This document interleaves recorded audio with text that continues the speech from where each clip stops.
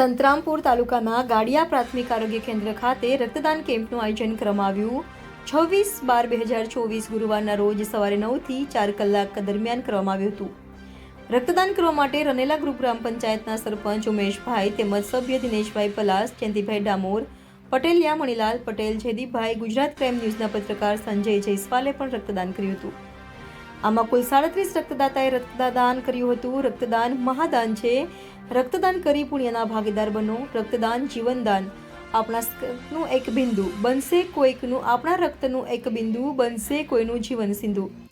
આવો આપણે પણ રક્તદાન કરી કોઈકને નવજીવન બક્ષીએ. આપનું રક્ત એક જિંદગી બચાવવા ઉપયોગ આવી શકે છે.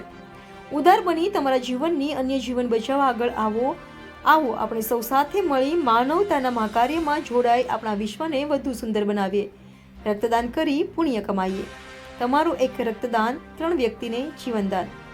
આપના લોહીથી સદર દર્દીઓની જરૂરિયાતો પૂરી પડે છે તથા તેમના જીવન બચાવી શકાય છે. Reporter Sanjay Jaiswal, Gujarat crime news, Mahisagar.